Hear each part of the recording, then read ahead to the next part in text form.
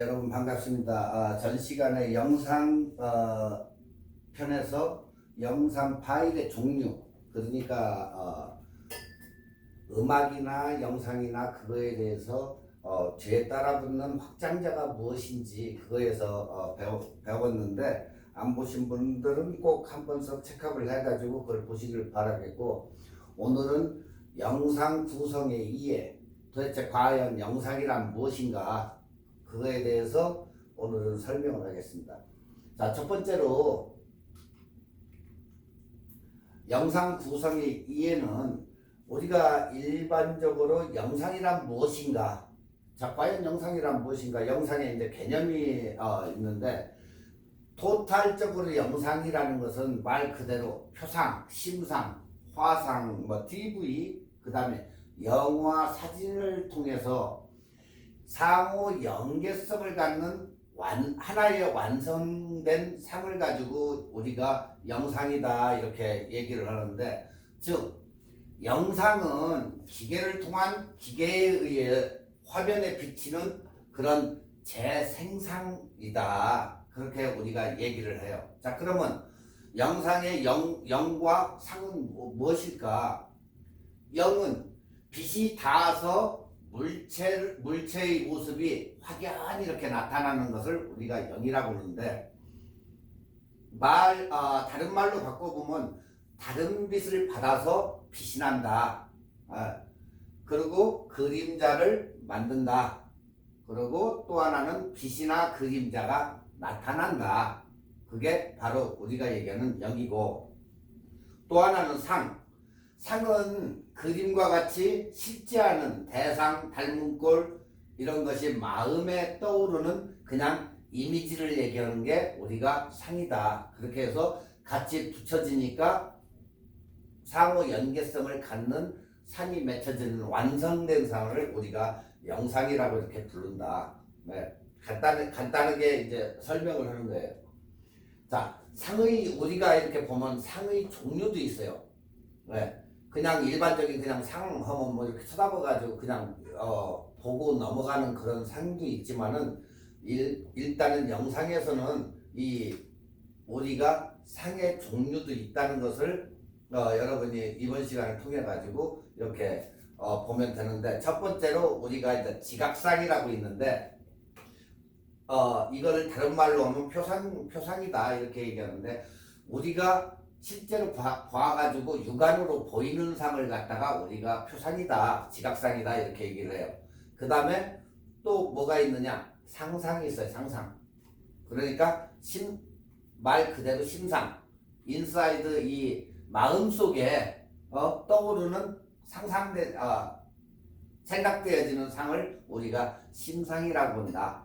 그 다음에 형상상이 있는데, 이것을 우리가 화상이라고 얘기한다. 화상. 그러니까 결국에 캔버스에 그려지는 상을 우리가 이렇게 화상상이라고 한다. 자, 그러면 이미지의 의미는 구체적이면서 또는 심적으로 나타낼 수 있는 시각적인 표시로, 이미 경험된 감각을 마음속으로 반복을 하거나 정신작용에 따라서 구체적으로 표현한 것을 우리가 이미지의 의미를 얘기한다. 이것은 영상이나 사진이나 거의 습비해요. 그렇기 때문에 여러분들은 벌써 사진을 접하고 영상으로 넘어왔기 때문에 거의 그거에 따른 사진의 구도나 이게 거의 습비해요. 그렇기 때문에 그걸 잘 응용해가지고 이렇게 보시면 더욱 빨리 이해가 올 거라고 봐요. 자, 우리가 이제 그 다음에 영상에 분류를 하는데, 어떻게 분류를 하냐. 자, 정지 영상이냐 아니면 동영상이냐, 이거 가지고 이제 우리가 얘기하는데, 정지 영상은 말 그대로 스틸컷, 그냥 우리가 얘기하는 사진이나 마찬가지 정지된, 자, 프레임 내부에 포함되어 있는 요소들 사이에 공간적인 관계에 의한 의미를 생산한다. 그러니까 스틸 광고 사진이나 만화나, 만화도 정지되어 있죠. 그리고 컴퓨터 그래픽 등이 있다. 그러면 동영상은 뭐냐? 시간적 전개에 따라서 선정적인 내러티브 성격을 가진 그런 TV나 영화나 컴퓨터 그래픽이나 그러니까 가상현실을 통한 동영상, 광고 뭐 이런 것들이 있다. 자, 여기서 내러티브란 뭐냐? 일련의 사건을 가해지는 서사성을 말한다. 스토리와 조금 다른 의미로 쓰이는 내러티브는 언어로 기술이 불가능한 모든 종류의 서사성을 분류를 포함하는 것으로 그 이야기에 우리가 개념으로 이해를 해요. 그러니까 언어 기술이 불가능한 것을 그런 모든 종류를 서사성 전부를 포함하는 이야기, 그러니까 그런 개념을 얘기하는 거다. 그러니까 이야기를 전달하는 방식 또는 뭐 행위를 뜻하는 이런 단어예요.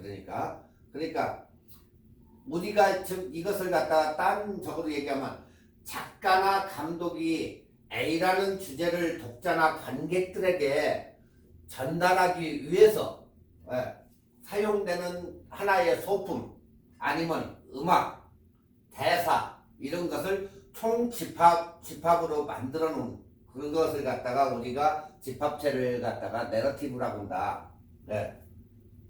간단하게 그냥 좀 어려우시면 그냥 여러분 차트를 보고 인터넷이나 이런 데에 접속을 하셔가지고 한번 찾아보셔도 이거 내러티브에 대해서는 거기에 많이 나와 있으니까 이렇게 보시면 돼요. 자, 영상에 이제 그 다음에는 이제 영상의 특징인데, 영상은 카메라의 눈으로 촬영을 의식을 하고 시각, 사상 등이 결집된 내용을 가진 사람의 눈과 카메라는 기계의 눈, 말 그대로 카메라는 기계이기 때문에 기계의 눈으로 조합하는 하나의 이미지를 창조해서 영상 매체를 그 메시지를 만드는 것을 우리가 그런 특징을 가지고 있다 그 얘기예요. 그러니까 두 번째로는 움직임의 가치와 움직임에 대한 리듬이나 박자나 강약이나 대소나 이런 영상의 가치를 얻게 되는 특징이 있다. 그리고 영상은 재생 단계에서 그냥 완성이 된다. 또한 영상의 특징이 또 하나가 영상은 복제가 가능하며 빛에 의해 가지고 생명을 얻는다. 그리고 또 하나는 영상은 프레임에 의해서 메시지의 한계를 가진다는 거예요. 그게 우리가 알고 있는 영상의 특징이에요. 자, 영상에 이제 우리가 이제 커뮤니케이션이 있는데, 방송 커뮤니케이션의 과정, 송신자가 방송국이나 이런 송신자가 메시지를 담은 내용을 표현을 하고 시청자가 그것을 받아들이는 일련의 그냥 하나의 전달 과정이다. 그리고 영상 커뮤니케이션의 과정은 올더스 헉슬리가 이제 여기에서 나온 올더 헉슬리는 감각과 선택 그리고 지각의 세 단계로 이루어진다. 정확히 본다는 것은 우리가 명확한 사고로 뭘 이루어낸다? 결과를 이루어낸다. 그래서 이게 여러분들한 여기에서는 이제 비주얼 프로세스는 보기에는 이렇게 우리가 본다 해가지고 적었는데 1단계, 2단계, 3단계로 이렇게 나오는데, 첫 번째는 우리가 보는 거, 감각을 얘기하고, 두 번째는 선택, 세 번째는 지각. 그러니까 이해를 한다는 얘기예요. 지각. 그러니까 첫 번째의 감각은 눈과 신경 시스템을 얘기하고, 두 번째는 특정한 부분을 자기가 보고자 하는 것을 분리해서 이렇게 쳐다보게 된다. 그래서 또 하나는 대상을 그 보고자 하는 대상을 집중 그러니까 빛, 조리개 이런 거겠죠. 안구 이런 걸로 해가지고 선택적으로 본다는 거예요. 자 이렇게 하다 보니까 뭐가 되냐 개인의 과거 경험을 바탕으로 하더라. 이게 유사 비슷한 아니면 다른 것 의미가 있는 거 이런 거 그리고 3단계는 이제 지각인데 선택된 것을 갖다가 이해를 하고 영상 정보를 지각을 하고 그 다음에 개인의 축적된 경험을 기억 속에 이렇게 생각을 하게 된다. 자, 비주얼 커뮤니케이션의 원형 구조가 이렇게 있는데 일단은 알고 그리고 보고 감지를 하고 그 다음에 선택을 하고 그 다음에 인식을 하기도 하고 기억도 하고 이렇게 배우다. 이게 하나의 알고리즘이 선택돼가지고 이렇게 원형 구조로 해가지고 이런 식으로 형성이 되더라는 그런 얘기예요. 여기서 조금 어렵다고 생각되시는 분들은 이런 게 있구나. 여러분들 지금 이 교재를 받아보지 못하고 보는 상태이기 때문에 약간 어려울 수는 있어요 이게. 그렇기 때문에 일단 그냥 시청하시고 나중에 다시 여러분들이 대면 수업을 할 때 여기에 대한 것은 또 다시 토론을 한다든가 아니면 알고자 하는 것 질문을 하면 거기에서 이제 얘기를 해드릴 테니까. 자, 영상 구성의 개념이 여기에 이제 나오는데 영상 구성은 개념은 영상을 구성한다는 우리가 그 말은 기술적으로 촬영하고 편집을 한다는 거예요. 그러니까 여러분들이 찍은 것을 어떻게 한다? 촬영을 하고 편집한다 그 말하고 똑같은 그 얘기다. 그러니까 시각적인 요소는 샷과 컷. 전 시간에 배웠죠. 샷, 컷. 이게 바로 찍고 컷하고 그러니까 결국에는 촬영을 해가지고 편집하는 것을 얘기한다는 거예요. 그리고 두 번째는 완전한 영상인데 청각적인 요소 소리가 있어야 되겠죠. 소리 왜 그러냐면 들어야 되니까 그러니까 편집을 해가지고 듣고 그 다음에 시각적인 요소와 청각적인 요소를 조합시켜가지고 보는 사람들에게 정서 그걸 끄집어내. 그래야 그 영상을 보고 슬퍼서 우는 사람, 좋아서 웃는 사람 이런 게 시각적인 그런 정서적인 반향을 불러일으키면서 보는 이로 하여금 카타르시스를 느끼게 한다. 그 얘기예요 이게. 그게 영상 구성의 목적이다.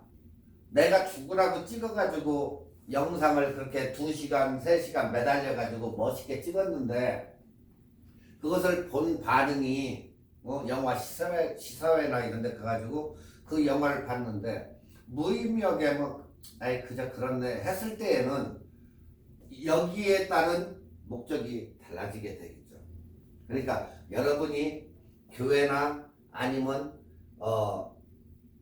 무슨 행사에 가가지고 찍었을 때에 인트로와 엔딩을 갖다가 제대로 이렇게 찍어가지고 왜 그러냐면 항상 제가 얘기할 때에도 영상은 인트로와 엔딩 부분이 그래도 중요하다. 왜 그러냐?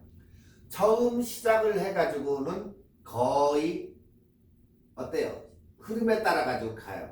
그러다가 어느 정도 가면은 행사를 봤을 때 처음에는 뭐 축사도 하고 뭣도 하고 하지만 결국에는 중간에 가가지고는 졸업식 같은 데 봐도 상을 받는 게 그게 이제 메인적이기 때문에 일단 찍기 시작하면 그대로 흘러가요. 그리고 이제 나중에 폐회사하고 끝나면은 그 다음에 엔딩이 이제 끝나겠죠. 그렇기 때문에 이것도 하나의 청각적인 요소나 그 말하는 거나 이런 것을 모든 걸 조합시켜 가지고 사람들이 봤을 때 이게 졸업식을 이렇게 해가지고 조용히 갔구나 해가지고 그걸 보고 나서 어느 정도의 느낌이 있어야 되는 거지 아무 반응이 없다고 치면 그 영상은 그래도 실패한 영상이다. 이렇게 생각되어지는 거예요. 그러니까 여러분들이 뭐 비디오 카메라 같은 건 핸드폰으로 됐건 멋있는 데 가가지고 뭐 비샵을 가든 해가지고 단풍을 이렇게 찍는다든가 했을 때도 편집을 해가지고 아 나도 한번 가보고 싶다. 아니면 사진을 보여줬을 때도 아 나 한번 저기 가고 싶다. 진짜 멋있네. 이런 것을 느끼게 해주는 그 정서적인 반향을 불러일으켜야 된다는 얘기예요. 아시겠죠? 자, 영상 단위, 영상의 이제 구성 단위는 전 시간에도 배웠지만 숏, 그 다음에 신, 그 다음에 스퀸스, 그 다음에 스토리 이렇게 나눠지는데 첫 번째 우리가 이제 뭐 숏이라고도 하고 샷이라고도 하는데 카메라에 담는 단위 장면의 최소 단위를 우리가 샷이라고 한다. 그렇기 때문에 피사체의 한 단면을 촬영하는 거예요. 이게. 자 여기에서 컷은 편집에서의 영상 언어의 최소 단위를 얘기한다. 그러니까 영화 감독들이 컷하는 얘기나 하나의 컷이나 최소 단위 한 컷, 두 컷 할 때 그 컷은 영상 언어 중에 최소 단위를 얘기한다. 자 그러면 신은 무엇이냐? 동일 시간과 공간에서 촬영되는 것을 기준으로 한다. 동일 시간과 장소에서 일어나는 일련의 그 상황이나 사건을 그 장면을 갖다가 우리가 신이라고 한다. 영화 배우가 감독님 오늘 무슨 씬 찍어요? 그런 얘기 많이 듣죠 여러분들. 바로 그게 여기에 해당되는 거예요. 동일한 시간과 장소에서 일어나는 일련의 하나의 사건 아니면 장면 이것을 얘기를 한다. 그 다음에는 스크린신은 소설의 한 장에 해당되는 것으로 해서 시간적인 비약이 없어가지고 여러 신들로 이어져가지고 지속되는 그런 한 사건, 그런 단위. 그러니까 장소는 계속해서 이렇게 변경되면서 비샵 찍고 요세미티도 찍고 이런 식으로 계속해서 장면은 변형이 되더라도 시간적으로 연속되는 사건이 각 신으로 해서 연결이 되어 있는 거. 그러니까 부산을 찍었다가 대전을 찍었다가 이렇게 각 장면이 그대로서 탁탁탁탁 나오는 거. 아니면 한국에 있는 자기 가족들을 묘사하다가 갑자기 LA로 넘어와가지고 이렇게 찍는 그런 거 한 신이 연결되어 있다면 그건 한 스킬스다. 그 안에 스킬스 안에 있다고 우리가 얘기를 할 수 있어요. 왜? 그 장면의 흐름에 따라 가지고 그 안에 서울을 갔다 부산으로 갔다 이렇게 하는 거 그거 갖다가 우리가 스킨스라고 얘기한다. 자, 그 다음에는 스토리는 이 스킨스가 여러 개 모여가지고 하나의 이야기를 구성하는 것으로 가장 큰 단위를 얘기하는 거예요. 단위. 그러니까 서울로 갔다 부산으로 갔다 뉴욕으로 왔다 LA로 왔다 이런데 그 스토리가 굉장히 그게 다 모여가지고 하나의 장면으로 해서 물을 듯이 쫙 흘러가는 그런 걸 갖다가 우리가 스토리라고 하는데 굉장히 큰 단위를 얘기한다. 그 얘기예요. 자, 영상 구조에 의해 가지고는 그 다음에 라인, 선이 있어요. 선. 그 다음에 매스, 질량. 그 다음에 움직임, 무브먼트. 그리고 심도. 저게 깊게 돼 있느냐 안 돼 있느냐. 그 다음에 컬러 톤. 그 다음에가 백그라운드의 배경이에요. 이렇게 영상의 구성 요소가 있다. 자, 여기에서 영상의 미학을 표현하는 방법으로는 이론과 실천적 기법에 근거를 둔 귀납적 방식을 통해서 제한한 영상 구성 요소. 그러니까 결국에 빛과 색상, 2차원 공간, 3차원 공간, 시간과 동작 그거 플러스 음양을 얘기를 한다. 예. 자, 여기에서 하나씩 이렇게 잘라서 보니까 선, 질량, 움직임, 심도, 그리고 뭐 칼라톤, 그리고 배경을 갖다 이제 잘라서 보자. 자, 선은 넓이보다 길이가 더 긴 형태다. 그러니까 시지각에 관한 이론, 선은 심리적으로 함축적인 의미를 포함한다. 예, 예. 그리고 질량은 한 화면에 들어가는 질량의 구성 요소가 많을수록 프레임을 구성할 때 굉장히 복잡해진다. 예, 그게 바로 질량입니다. 그리고 이것을 선의 심리를 효과적으로 이렇게 분석을 해보면, 구분을 해보면, 선의 심리학과 구분은 직선, 솔직, 엄격, 남성들을 이렇게 그런 느낌이에요. 자, 수평선을 이렇게 보면 어때? 마음이 포근해지고 평온해지고 휴식이나 안정감을 나타내는 거예요. 그러니까 약간의 여성적인 그런 수평선. 근데 직선은 막 엄격하고 남성적인 그런 느낌이 나더라. 그러니까 반대가 되는 거죠. 자, 수직선을 보니까 높이, 제한, 그리고 큰 뜻 등을 담겨 있는 그런 것을 의미한다. 자, 그러면 곡선을 한번 보니까 아름다움, 여러분들도 뭐 거의 아시잖아요. 아름다움이나 매력이나 우아함, 움직임, 그리고 시각적 리듬, 다 어디에 해당돼요? 여성적인 느낌을 여기도 의미를 하는 거예요.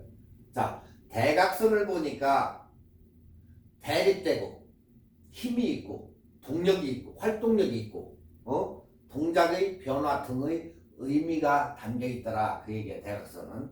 예. 아시겠죠? 거의 이렇게 보면 구도는 결국에 사진이나 이 영상이나 거의 습비하다. 별 차이가 없다는 얘기예요. 자, 움직임을 보니까 카메라의 움직임, 피사체의 움직임, 카메라의 피사체의 동시적인 움직임, 그리고 심도, 가까운 곳에서 먼 곳에 선명도에 영향을 미친다. 그리고 컬러톤은 어때? 주제, 배경, 테마, 그리고 등장인물들이 자신이나 프로그램 내 다른 인물들에 대해서 느끼는 감정 등을 간접적으로 표현하기 위해서 사용하더라. 예. 근데 배경을 보니까 인물을 촬영할 때 항상 염두에 둔다. 예. 그래서 인물 뒤에 배경하고 맞지 않는 거, 뭐 사람이 이렇게 서 있는데 뒤에 뭐 전신주가 뭐 이렇게 서 있다든가 이런 것은 거의 맞지가 않는다. 그렇지만 뒤쪽에 배경이 여자가 서 있는데 주방이 보인다든가 하면 그런 것은 거의 맞아떨어지죠. 네. 이런 때에 항상 인물을 촬영할 때, 우리도 사진 찍을 때 뒤 배경이 안 좋으면 어떻게 해요? 이쪽으로 꽃 있는 데나 이런 쪽으로 해가지고 없는 쪽보다 나으니까 소품을 활용을 하던가 해가지고 움직여서 찍는 이유가 바로 그거예요. 자, 여기에서 화면 구도가 이제 또 나오죠. 우리가 항상 사진에서도 누누이 강조하는 게 뭐예요? 3분할법 황금분할이에요. 황금분할인데 뭐 이것은 설명 안 해도 여러분들이 너무나 잘 알고 있기 때문에 이 황금분할 구도는 사진이나 영상이나 가장 조화가 잘 잡힌 구도다. 여러분들은 이건 굳이 설명을 안 해도 전 시간에 배워서 왔기 때문에 잘 하실 거랍니다.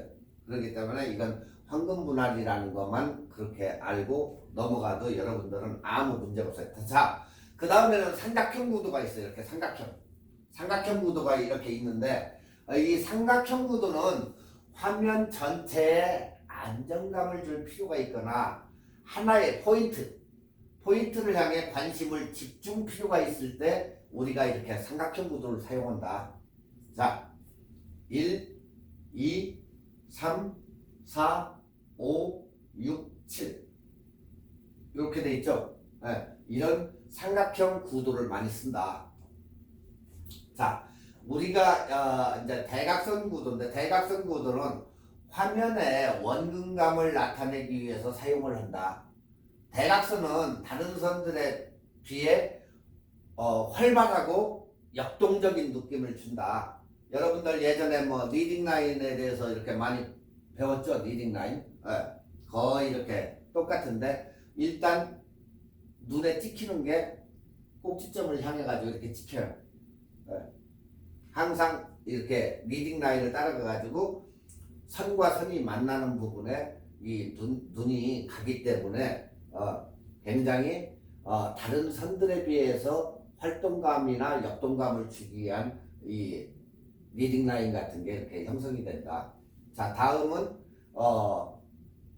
곡선 구도는 굉장히 부드럽고 온화하고 포용하고 수렴하는 느낌을 준다. 직선은 아까 뭐라겠죠? 직선은 남성적인 반면에 곡선은 여성적인 면을 가지고 있다. 그래서 직선은 남성적으로서 강직과 운명적이고 곡선은 여성적이며 우아하고 낭만적이고 자연적인 그런 면을 가지고 있다. 자, 화면의 공간과 이해는 우리가 이제 헤드룸이라고 하는데 우리가 헤드룸을 갖다가 사진에서는 헤드샷이 없다고 하죠. 헤드샷 위쪽으로. 그러니까 사진에 화면이 어느 정도 이런 식으로 꽉 차게 하면은 안정된 헤드룸이 돼 있는데 이렇게 뚝 떨어뜨려 가지고 인물이 짜가지고 경치가 많이 들어가면 불안정한 헤드샷이 된다. 그러기 때문에 인물이나 이런 것을 찍을 때는 꽉 차게 찍어가지고 어느 정도의 공간을 남겨놓고 헤드샷을 그렇게 주고 찍으면 된다. 그러니까 상단부와 그러니까 인물을 찍을 때는 인물의 상단부와 마지막 부분에 어느 정도의 그것을 주고 여분을 주고 찍으면 된다. 어때요? 사진은 거의 똑같죠? 이 구도는 거의 똑같아요. 자, 여기서 루킹룸이라고 나오는데 이것을 또는 우리가 아이룸이라고 하는데 인물이 카메라를 바라보지 않고 특정한 방향을 주시를 하고 있는 경우 바라보고 있는 방향에 일정한 공간을 두는 거. 삼분할법이죠 이거? 만약에 이쪽을 쳐다보는데 지금 이쪽을 쳐다보는데 이쪽에다 공간을 놓으면 굉장히 불안정한 사진이 된다는 거죠. 아니 영상이. 자, 여러분들 예전에 사진 구도에서 봐왔듯이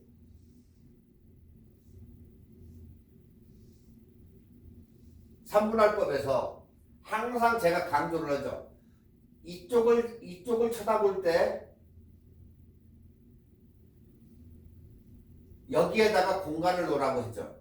만약에 반대로 이쪽 사람이 저쪽을 쳐다볼 때는 여기다 공간을 둬야 되는데 만에 하나 지금 이 사람이 이쪽으로 쳐다보고 있는데 여기다 공간을 두면 사진이 어때요? 엄청 불안한 사진이 되겠죠. 봐도 딴 사람들이 한쪽으로 쏠려 있으니까. 그런데 보통 우리가 해변가나 이런 데 가서 사진을 찍을 때 여기에다가 사람을 놓고 여기에다가 배경을 갖다가 집어넣는 그런 경우도 있어요. 왜? 여 배경을 넣기 위해서. 그렇지만 이 사람은 정면을 응시하기 때문에 상관이 없다는 거예요.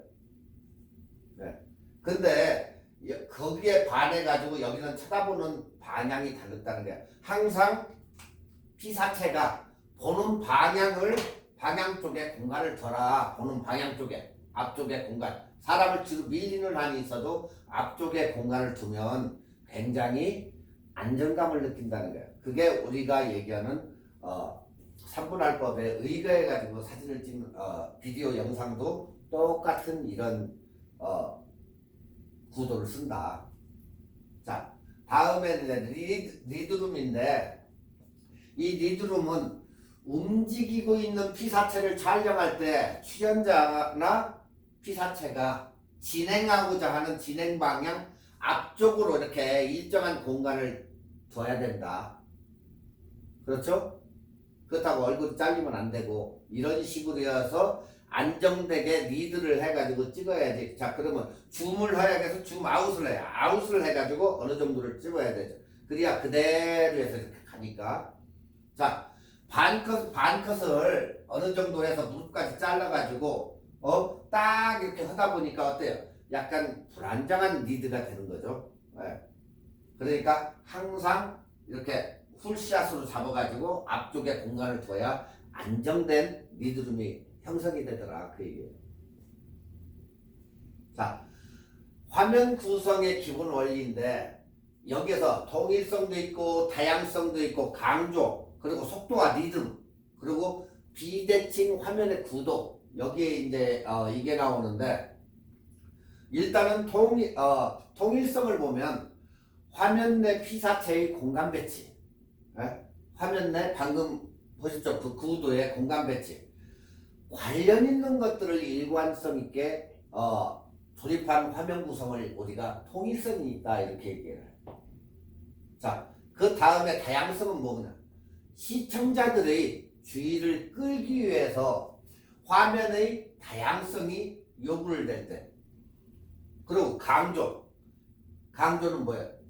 결국에 피사계 심도지. 그러니까 피사계 심도, 얕은 심도를 활용해 굉장히 얕게 활용을 해서 대조적인 칼라톤이 틀리게 명암을 대비를 시켜서 카메라 앵글 등을 이용을 해가지고 그 주제에 대한 관심을 시청자들한테 유도를 시킨다는 거예요.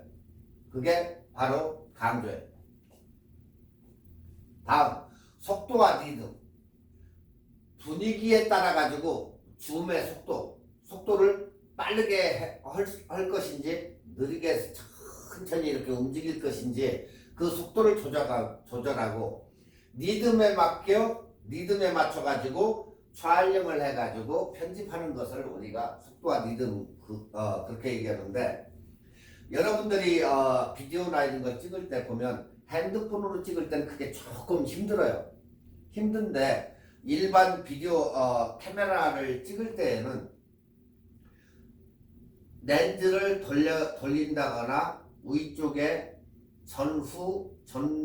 전진 후진이 있기 때문에 줌인 줌아웃이 위에도 있고 또 손으로도 할 수 있고 이렇게 돼 있어요. 매뉴얼로 하는 사람들은 거의 손으로 하는데, 만약에 자동 오토포커스에다 놓고 찍을 때에는 이것은 어때요? 매뉴얼로 해서 렌즈를 맞추고 그 다음에 줌인 줌아웃은 위에 있는 버튼으로 해서 줌인 줌아웃을 할 때 여러분들이 파워 버튼 옆에 보면 1, 2, 3 뭐 이게 있을 거예요. 그럼 분명히 1이나 2나 3이나 자기가 세팅을 해놨을 거라고.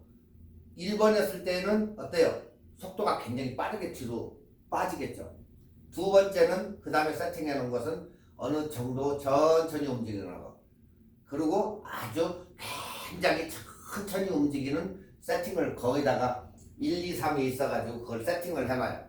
그리고 줌인 줌아웃이 보통 위쪽에 두 개가 있는데 하나는 굉장히 빠르게 자동이지만 줌인 줌아웃이 굉장히 빨라요. 하나는 딱 누르면 천천히 움직여요. 네. 그러니까 여러분이 찍을 때 그걸 그러니까 결국엔 기계를 여러분들이 집에서 잘 다뤄보면 뭐 작은 소형 카메라 같은 것은 그런 게 없어요. 그러면 약간 반샤타 누름과 누르는 것처럼 살짝 누르면 이게 굉장히 천천히 오겠죠. 자, 천천히 오는 때와 빨리 오는 때 그 용도에 맞게 해야지, 천천히 가야 될 때를 빨리 가고 빨리 갈 때를 천천히 가고 그건 안 되겠죠. 그러니까 살짝 원 스텝만 살짝 반샷다만 누르면 이 빠지는 게 천천히 이렇게 빠져요. 근데 세게 누르면 팍 빠져버리죠. 똑같은 얘기예요. 아시겠죠? 자, 비대칭 화면의 구도는, 대칭적인 화면은 운동감과 시각적인 그 흥미를 소멸시켜주고 단조롭고 지루하게 보인다. 그러니까 비대칭적 화면 구도는 될 수 있으면 뭐 관객이나 보고자 하는 사람을 지루하게 느끼게 하려고 하면 그렇게 찍으시면 되고, 아니면 비대칭적인 화면 구도를 사용하면 안 된다, 그 얘기예요. 아시겠죠? 여기까지가 지금 여러분들이 보신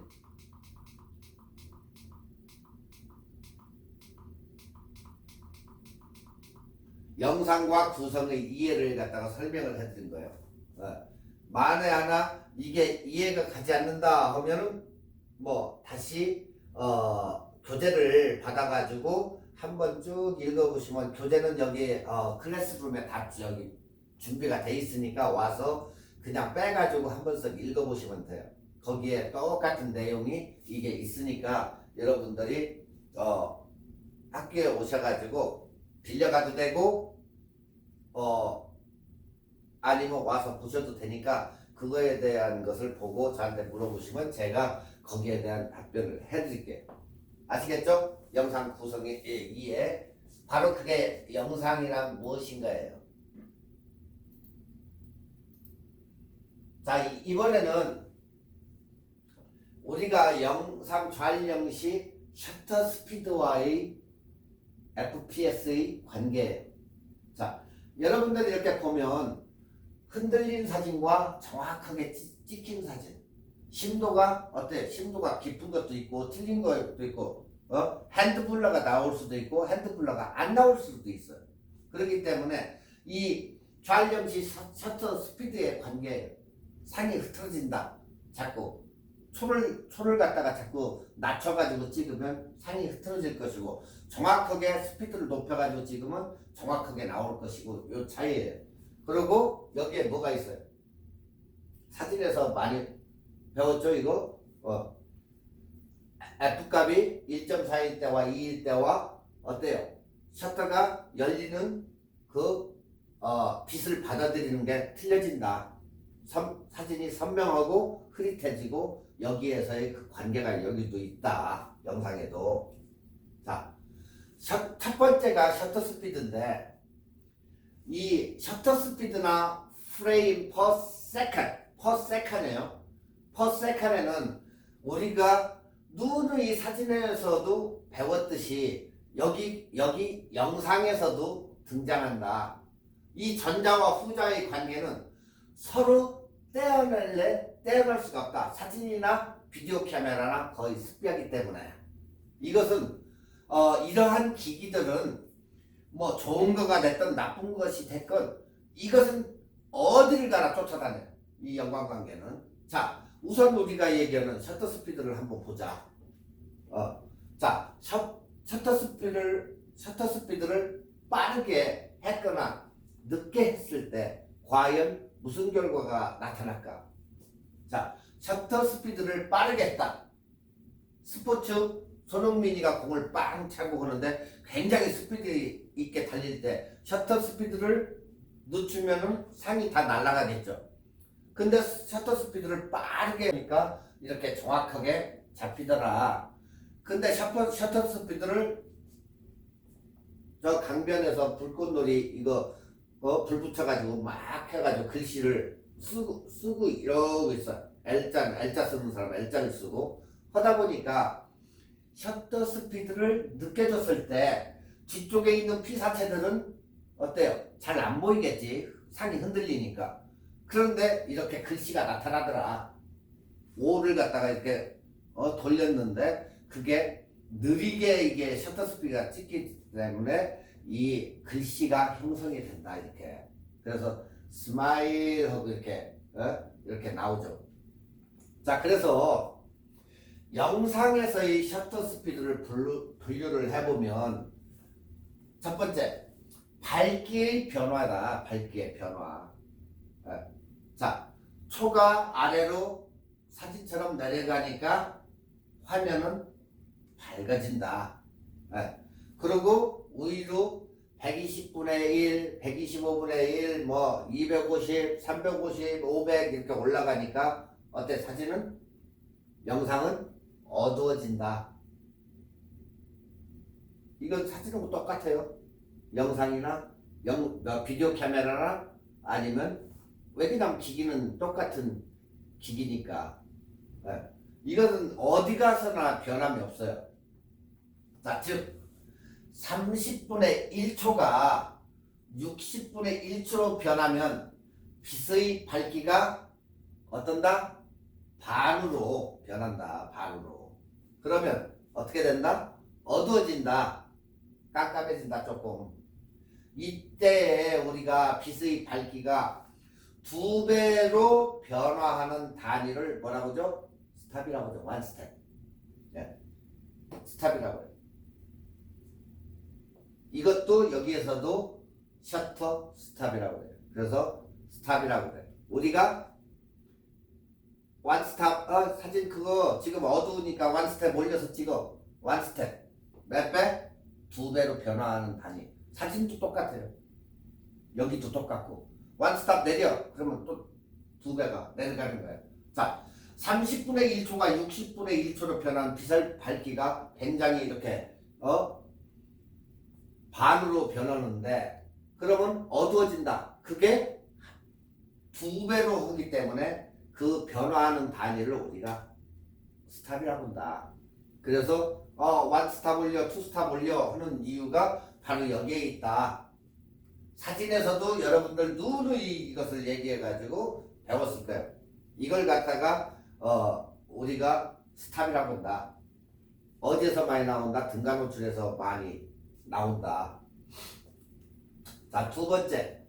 이것은 여러분들 지난번에 사진 시간에도 똑같은 이것을 배웠어요. 자, 우리가 흔들리는 거 사진에서 뭐라 했어요? 모션 블러냐 아니면 핸드 블러냐 그 얘기예요. 핸드 블러는 우리가 손을 떨어가지고 이게 흔들릴 때는 우리가 핸드 블러라고 하지만 우리가 찍었을 때 이렇게 나머지 피사체들은 가만히 있는데 움직이는 물체를 갖다가 그게 흔들리는 거, 움직이는 물체가 흔들릴 때는 우리가 바로 모션 블러라고 한다. 자, 지나가는 자동차들을 딱 찍었어. 근데 산이며 이런 것은 움직이지 않는 물체이기 때문에 그대로 있어. 건물 앞에서 사람 지나가는 사람을 찍었어. 그랬더니 건물이나 이런 것은 깨끗이 나왔는데 걸어가는 핸드백 메고 걸어가는 여자만 딱 이렇게 흔들리는 사진. 이걸 갖다가 우리가 모션 블러라고 한다. 네. 여기도 똑같아요. 그래서 우리가 사진에서도 핸드 블러냐 모션 블러냐 이것을 갖다가 구분해내는 거예요.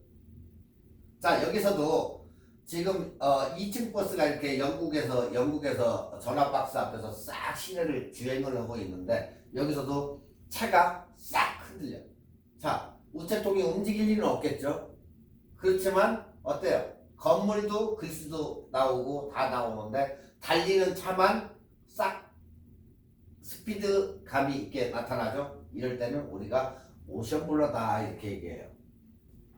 자, 영상 및 애니메이션 같은 연속한 그림들이나 스틸 이미지, 사진 뭐 이런 거에 속하겠죠. 이미지 속에 비치는 빠르게 움직이는 물체의 뚜렷한 줄무늬들이 나타나죠. 여기 스피드감이 이렇게 줄무늬들이 나타나는데 그 줄무늬 그것을 갖다가 우리가 모션 블러라고 얘기한다. 노출이 굉장히 길거나 움직임이 굉장히 빠른 까닭에 아니면 프레임 하나를 촬영하는 동안 영상이 변화할 때 이러한 현상이 나타난다. 그래서 테스팅을 딱 해봤더니 후레이를 달릴 때도 이렇게 해가지고 하늘빛이나 이렇게 흐트러짐이 이렇게 모션 블러가 나타나더라고요. 여기도 차도 옆에다가 카메라를 문짝에다가 저기 고무로 해가지고 딱 장착을 하고 달리면서 찍었더니 차는 그대로 있어요. 그렇지만 주위에 달리는 쪽을 이렇게 보면 이런 식으로 여러분들 뭐 영화 보시면 액션씬 이렇게 할 때 보면은 그냥 이렇게 들고 찍지만은 차에 올려가지고 찍는 경우도 거기서 운전하는 척 하면서 차 위에 올라가 가지고 보면 밖에는 움직이겠죠. 거기는 모션 블러가 나타나요. 그렇지만 둘이 얘기할 때는 그 차 안을 찍기 위해 가지고 그렇게 차를 통째로 올려 가지고 끌고 가면서 이렇게 찍는 그런 경우도 있고, 이렇게 차 옆에다가 장착을 해 가지고 렌즈를 딱 달아 가지고 달리면서 이렇게 찍는 경우도 있어요. 이런 경우가 모션 블러가 많이 나타난다. 자, 여기에서 사진을 이렇게 찍어 가지고 이제 영상을 찍어서 봤어요. 50분의 1초 때 딱 해보니까 어때요? 24 프레임을 주고 찍었더니 어떻게 나갔어요? 완전히 체크무늬가 흐릿하게 나가버린 거야. 왜? 바람에 펄럭펄럭 하니까 여기는 다 나가버린 거예요. 그렇지만 안쪽에 이런 데를 보니까 원 색감이 그대로 살아있는 거예요. 자, 100분의 1초를 줬다. 그랬더니 흔들림이 덜하면서 어느 정도가 이렇게 딱 나왔죠. 자, 400분의 1초를 줬어. 그랬더니 거의 90%가 컬러가 확인할 수 있을 정도로 해서 완전히 나와. 자, 더블 많이를 줬어. 이제 1600분의 1초를 주어가지고 딱 찍어보니까 완전한 정상으로 나오더라는데 그대로. 그러니까 손흥민이가 곡을 잘 나고 막 달려가는데 50분의 1초를 주면은 쌩하고 얼굴이 다 나가겠죠. 이 띠가 나타나겠지. 근데 거기에 반해서 100분의 1초 주니까 얼굴 윤곽이 어느 정도 드러나면서 이 스피드감 있게 찍히고, 400분의 1초 되니까 어느 정도 거의 나오고, 1600분의 1초를 주니까 그대로 찍힌 상태로 해서 깨끗하게 이렇게 찍히더라는 거예요. 이 수치예요, 이게. 자, 왼쪽 그림을 통해서 모션 블러가 어떻게 찍히는지 보십시오. 체크무늬는 특히 잔상이 여러분들 체크무늬 있고 사진이나 비디오나 이런 걸 찍을 때 보면 움직이면 이 잔상이 많이 남아요. 네, 그래서 체크무늬 가지고 이렇게 테스팅을 해본 거예요. 체크무늬는 특히 잔상이 많이 남는다. 바람에 휘날릴 때의 비교표를 보더라도 우리가 육안으로 이렇게 확인할 수가 있다. 그 얘기예요. 아시겠죠? 자, 우리가 모션 블러의 현상이 있는데 이 모션 블러의 현상은 봅시다.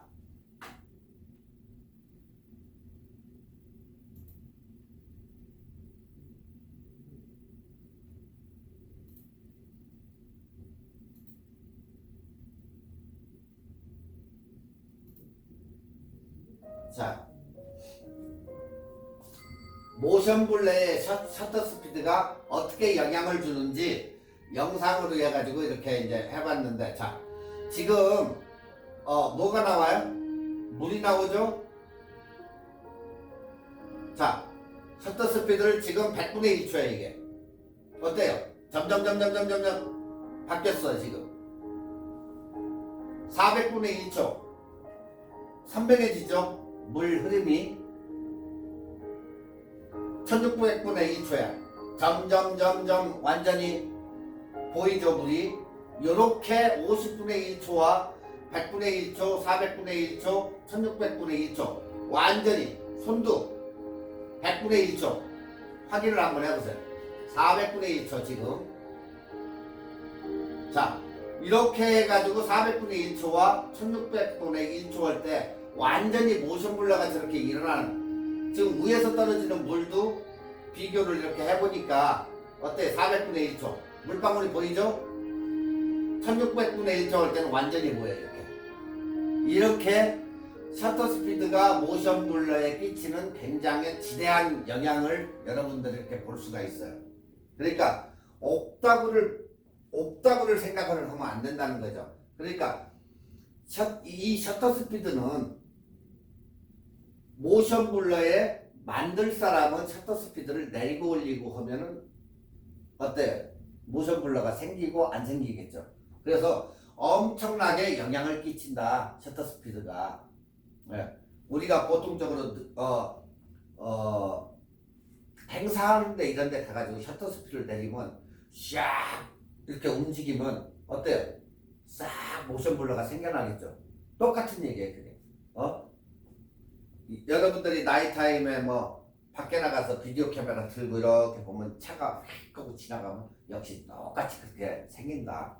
하지만 반대로 1600분의 1초나 이런 식으로 해서 딱 놓고 찍을 때는 아무리 달려가도 정상적으로 찍힌다. 그래서 굉장히 이렇게 모션 블러의 셔터 스피드가 굉장한 영향을 끼친다. 그 얘기예요. 자, 모션 블러에 영향을 주는 것이 또 없을까? 바로 있다. FPS. 바로 프레임. 24 프레임으로 찍느냐, 16 프레임으로 찍느냐, 이 FPS와 셔터 스피드와 같은 것하고 같이 이렇게 보니까 연관이 돼 있더라. 만약 예를 들어서 여러분들이 24 FPS로 찍는다고 치면 시네마, 영화 같은 거 그런 거 찍으려 할 경우 셔터 스피드를 많이 올려가지고 찍을 때 영화처럼 자연스러움이 안 나올 때는 24로 올려가지고 24로 올려도 어떻게 된다? 쓸모가 없게 된다. 그래서 셔터 스피드의 법칙이 있다. 이럴 때는 곱하기 2. 그러면 몇으로 돼? 30으로 해서 세팅을 해가지고 찍으면 아주 좋게 나온다. 자, 그러면 요즘에는 어때요? 30 거의 다 30으로 많이 찍죠. 우리가 16은 거의 쓰지도 않지만 24로 찍는 사람도 있지만 그냥 깨끗한 이미지를 갖다가 찍을 때, 레코딩 할 때 우리가 30fp로 찍는다. 자, 30fp 곱하기 2 이퀄 60분의 1로 세팅하여 찍으면 30fp의 효과를 굉장히 얻을 수가 있다. 그런데 24fps 곱하기 2를 하면 셔터 스피드가 48초가 되기 때문에 이럴 때는 셔터 스피드가 없다. 그래서 가장 근접한 50분의 1초로 세팅하면 된다. 근접한 거. 48이니까 50으로 하라는 거예요. 이런 데 같은 데는 보통 60으로 찍으면 30이 나오니까 30은 오케이. 그렇지만 여기는 곱하기 2 해보니까 48이 나오네? 이거 어디로 가야 돼? 아래로 갈까? 아니지. 어디로 가야지? 50분의 1초로에다 맞춰놓고 세팅을 하면 된다. 네.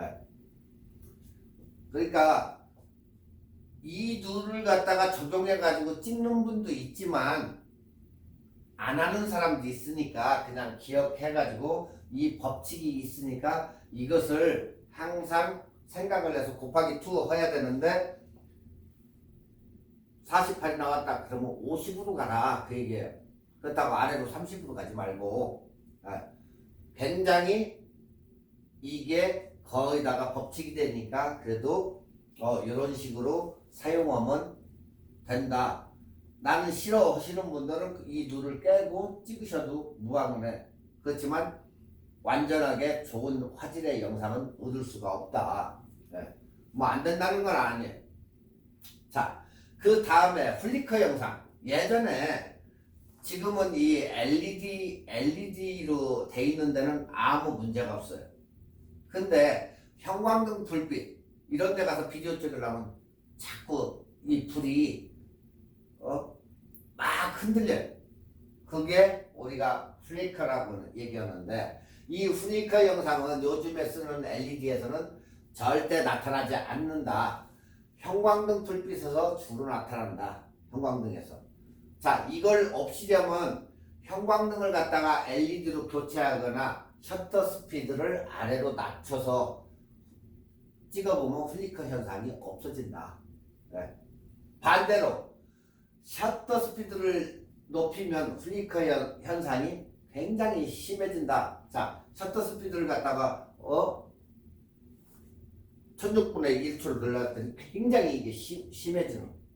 이게 막 쿨락쿨락쿨락 형광등이 움직이는 거 봤죠? 그냥 깜빡깜빡깜빡 하는 거. 우리가 이렇게 찍으면 예전에 브라운관 TV나 이 TV 찍어도 이 저희가 나타나죠. 화면이 올라갔다 내려갔다. 똑같이 얘들도 이 현상이 나타나요.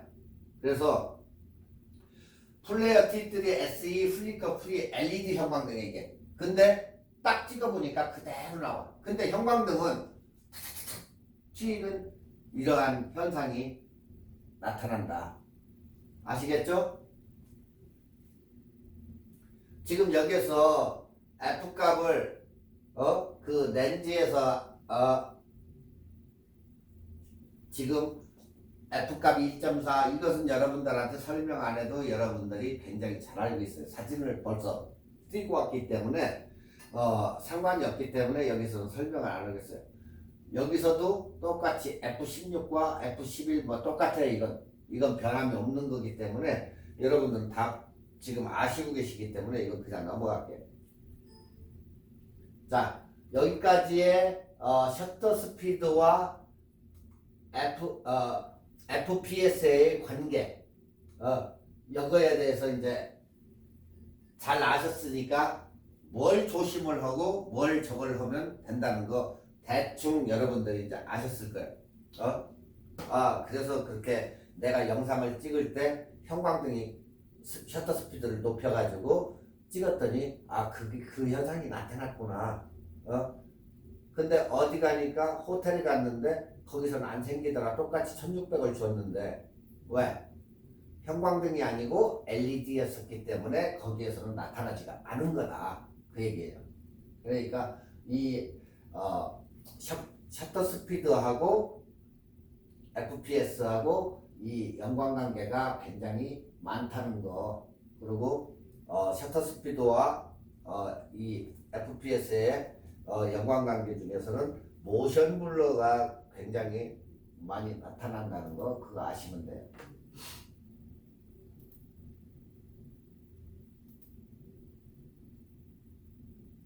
자, 이제 다음에는 180도 법칙과 이미지 라인인데 이것은 여러분들이 그냥 하이 레벨 고화질을 찍을 때 그 법칙이에요. 고화질을 찍을 때.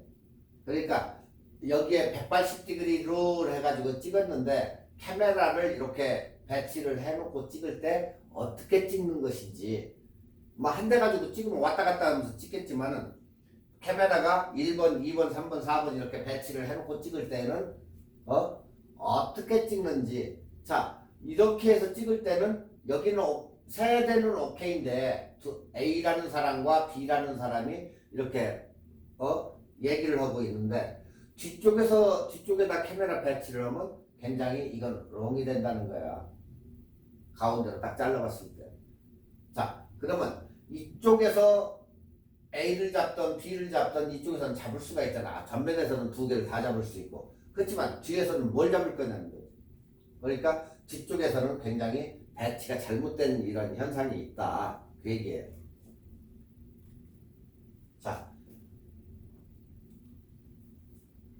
이 180도 법칙 행동축은 자, 두 대를 가지고 180도 이내에서 찍을 때는 좌우 이렇게 얘기하는 사람 이렇게 어깨 쪽에다가 이렇게 두 개를 설치를 해놓고 2번 카메라가 A를 잡을 수 있고 1번 카메라가 B를 잡을 수도 있어요. 이렇게 교차해서 그걸 갖다가 우리가 얘기하는 180도 법칙이다 이렇게 얘기를 해요. 자, 여러분들이 이 그림표를 보더라도 A, B 이렇게 돼 있는데 1번과 2번 이런 식으로 해서 교차해서 찍을 수가 있다. 자, 뒤쪽에서 이렇게 보면 1번째 볼 때는 A가 뒤통수 쪽으로 나오고 B가 얼굴이 나오겠죠.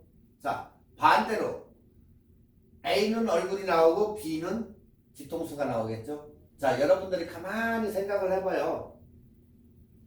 어느 날 갑자기 연속극을 보는데 이러한 게 나오더라. 뒤쪽에는 이 사람을 흐릿하게 하고 저쪽 사람을 얘기하는 사람 그 얼굴을 갖다가 딱 했다가 다시 카메라가 장면이 저쪽으로 바뀌면서 똑같이 이쪽 저쪽으로 왔다 갔다 하면서 이렇게 찍는 게 우리가 행동축을 갖다가 180도 법칙이라고 한다 이걸. 자, 이것을 갖다가 카메라를 반대편으로 넘겼어요. 똑같아요. 이쪽에서 보나 저쪽에서 보나.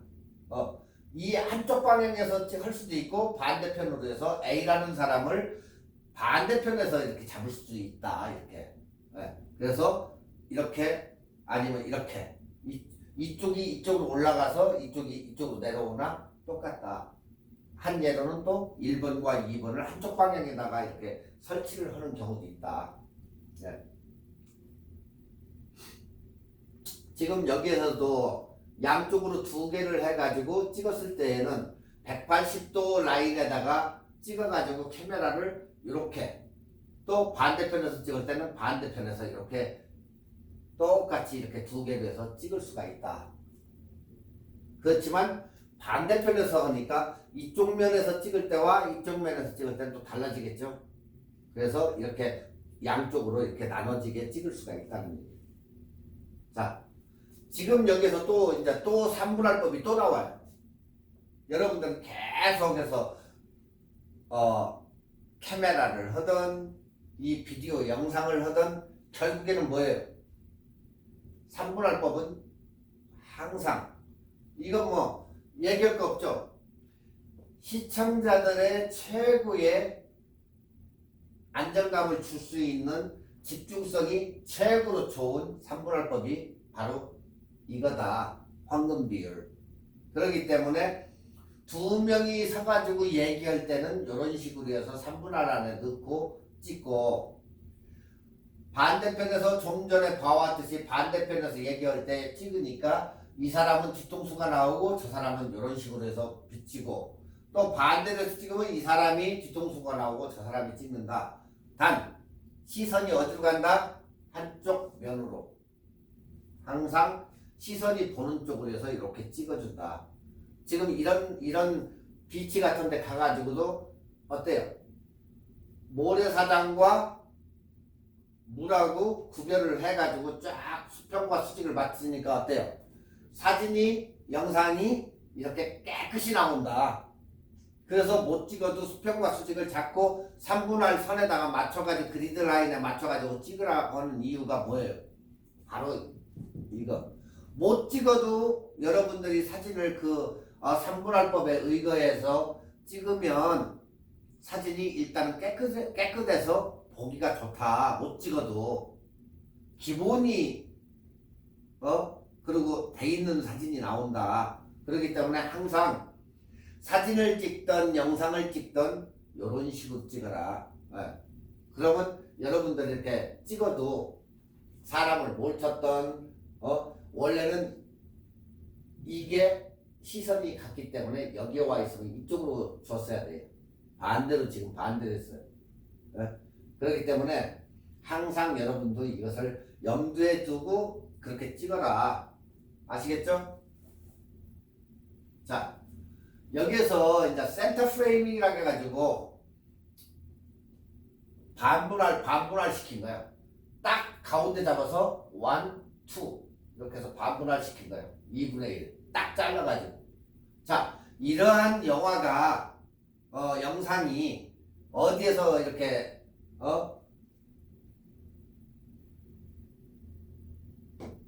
찍는 그 영화의 장면에, 자, 이 영화의 한 장면도 딱 반대를 찍어서 이렇게 분할을 시키고, 그 다음에 웨스 앤더슨 감독의 이 특히다 이렇게 사람들이 얘기하는데 여기도 반대를 분할을 해가지고 딱 찍어요.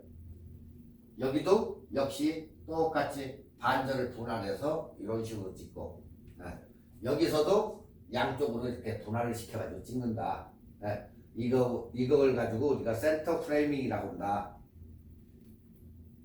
자, 노스룸 앤 헤드룸. 아까도 얘기했죠. 헤드룸 위쪽. 여기서도 노스룸, 여기 루킹룸이라고 하는데 이제 눈과 쳐다보는 그 공간을 갖다가 우리가 노스룸 이렇게 얘기를 해요. 여기서도 지금 이 사람의 머리 쪽에 헤드룸, 그리고 반대편에도 여기도 쳐다보는 쪽으로 해서 노스룸을 공간을 여기다 둔 거예요. 예. 똑같아 이게. 그러니까 여기서도 굉장히 불안한 심리를 표현을 할 때 이런 때 노스룸을 굉장히 좁게 하면 사람 보는 사람으로 하여금 굉장히 불안하게 나도 같이 불안해지는 거예요. 자, 이 사람을 갖다 넘어가지겠다면 그래도 조금 안정되겠지만 자꾸 이쪽으로 와서 공간을 좁게 하니까 노스룸이 굉장히 작아지기 때문에 보는 이로 하여금 굉장히 불안해지는 거야. 그러니까 극대감이 더 살아나는 거지. 자, 180도 디그리룰에서는 절대 가상선을 갖다가 이렇게 했을 때 위로 넘지 말아라 그 얘기예요. 항상 일정하게 가상선 위로는 절대 넘어가지 말아라. 본인이 연출하고자 하는 장면에서 하나의 가상선을 이렇게 만들어 놓고 180도 선상에 촬영하는 방법을 우리가 얘기하는데 절대 위로는 넘어가지 말아라 그 얘기예요. 사람이 아니면 뭐 동물이 위로 이렇게 넘어가지 말고 가상선 거기에서만 놀게 이렇게 찍어라. 네, 절대 위로 넘어가면 안 된다.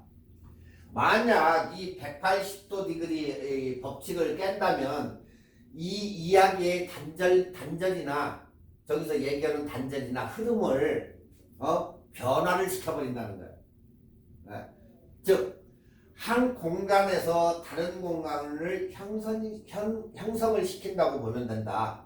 예를 들어서 이야기하는 피사체를 이렇게 찍다가 카메라가 사람의 뒷면으로 이동하며 목과 허리를 지나가지고 딱 하면 피사체의 얼굴이 분노나 화남을 표시한다고 생각하면 된다. 자, 찍는데 저 사람을 저쪽에서 찍으려고 이렇게 해서 지나갔어. 그 사람 목 줄이어서 이쪽으로 이렇게 지나갔어. 그런 짓을 하지 말라는 얘기지.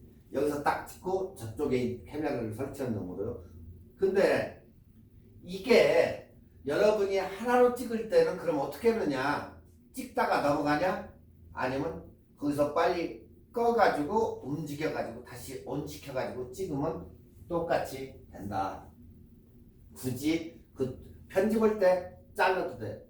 이쪽에서 여기까지 하고 넘어가기 전에 띄어서 버리고 그 다음 걸 붙여버리면 똑같이 이러한 형태로 편집이 된다는 얘기지. 자, 30도 디그리를 30도 법칙. 30도 법칙은 미디엄 클로즈업에서 미디엄 숏으로 찍는다. 자, 여기는 헤드샷이 날아갔죠? 이런 식으로. 자, 여기서는 지금 이 각도가 지금 바뀌는 거예요. 네. 여기는 헤드샷이 있고 없고. 네? 피사체를 두고 롱샷, 미디움샷, 클로즈업. 자, 여기는 클로즈업이 된 거예요 지금. 네? 그 대신 이제 우리가 클로즈업 샷을 찍었을 때 카메라의 위치가 변화가 없다면 편집할 때 여러분들이 똑같은 장면을 편집하려고 하면 어디서 꺼내야 될지 굉장히 애로사항이 많아요. 그래서 약간서 거리를 갖다가 하면 사람이 아까는 분명히 편집할 때 이쪽에 썼는데 어느 정도 오면 여기 요 라인이구나 하고 딱 거기를 열어보면은 이 라인과 이 라인이 확실히 틀린 게 있어요. 그리고 이런 식으로 해서 찍으면 여러분이 변화를 주었었기 때문에 편집하기가 그때 굉장히 쉬워진다는 거예요. 이게 움직였기 때문에. 네. 그래서 이러한 것을 갖다가 우리가 얘기할 때 점프컷이다 이렇게 얘기해요. 그러니까 이러한 촬영은 보는 사람으로 하여금 괴리감을 준다. 그래서 항상 30도 법칙을 지키면서 촬영을 해라. 그래서 생긴 이 법칙이에요. 자, 30도. 지금 이 사람 찍은 거나 이 사람 얘를 찍은 거나 이 사람을 찍은 거나 30도에서 이렇게 찍은 거예요. 아시겠죠? 정면에서 찍지를 않았잖아. 약간서 다 틀어져 있잖아.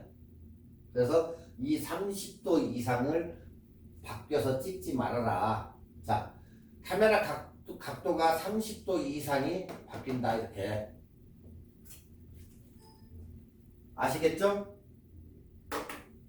그러니까 여러분들이 뭐 모르고 찍을 때는 뭐 그냥 찍어가지고 적었는데 나중에 집에 가서 편집을 하려고 보면은 이렇게 찍은 것과 이렇게 찍은 것이 없을 때 일률적으로 같다고 치면은 편집을 어디서 자를지 그걸 모르기 때문에 약간은 이 각도를 줘가면서 카메라를 적었는데 30도를 넘어가서 찍을 이유는 없다는 얘기예요. 그 눈을 지켜달라 그 얘기고, 미디움 클로즈업과 미디움 숏 이때, 그리고 미디움 클로즈업 미디움 숏 이게 지금 거의 다가 30도 각도로 해서 찍기 때문에 여러분들도 이 30도 기사체를 두고 롱샷, 미디움샷, 클로즈업 샷을 찍을 때는 카메라 위치가 변화를 해야지, 변화가 안 될 때에는 애로사항이 있다는 얘기예요. 그렇기 때문에 이런 것을 갖다가 우리가 점프샷이라고 한다. 갑자기 이렇게 찍다가 갑자기 이쪽으로 가서 탁 찍으면 점프해가지고 탁탁 넘어가기 때문에 그런 걸 갖다가 우리가 점프샷이라고 이렇게 얘기를 한다. 그러니까 결론은 최소 30도의 각도를 지키면서 다른 각도에 찍으라는 거야. 자, 저 사람을 두고 이쪽에서 찍었어. 근데 또 이쪽에 가서 30도를 어느 정도 클로즈업 해가지고 찍었어. 그러면 저쪽에서 분명히 편집할 때 저쪽에서 이쪽으로 넘어온다는 거야. 갑자기. 그렇기 때문에 그 30도를 지켜야지 너무 저쪽으로 가서 팍! 이게 돌아가 버리기 때문에 여기에서 30도 찍고 저쪽 번에 가서 또 30도 찍으면 자연스럽게 이렇게 넘어갈 수가 있는데 그걸 우리가 점프샷이라고 한다. 아시겠죠? 자, 오늘은 여기까지 하시고 다음 시간에는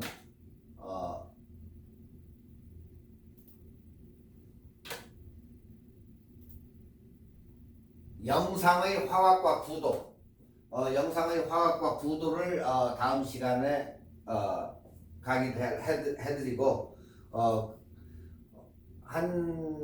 제가 볼 때 실기를 해야 되는데 실기가 지금 여러분들한테 저거를 할 수가 없기 때문에 실제적으로 여러분들이 직접 이렇게 해봐야 되는데 그게 안 되기 때문에 일단 어느 정도 강의 좀 저거 하고 한두 번만 여기서 어떻게 하는 건지 그것을 이렇게 시뮬레이션 해주시고 해드리고, 그리고 영상은 마치려고 그래요. 나중에 여러분들이 대면 수업을 할 때 직접 뭐 나와서 한 번씩 해보시던가 시뮬레이션을 하던가 아니면 프로그램을 가서 집에서 깔아가지고 연습을 열심히 해오시던가, 그래야 나중에 여러분들이 직접적으로 다 해야 그것을 여러분들이 몸소 체험을 해야 알기 때문에 나중에 한번 편집들을 여러분들이 찍은 영상을 놓고 사진하고 같이 믹스답 시켜가지고도 해보고 해가지고 하시면 돼요. 자, 다음 시간에 영상의 화각 비교를 다음 시간에 구도하고 그리고 강의해 드리겠습니다. 여러분 수고하셨습니다. 다음 시간에 뵙겠습니다.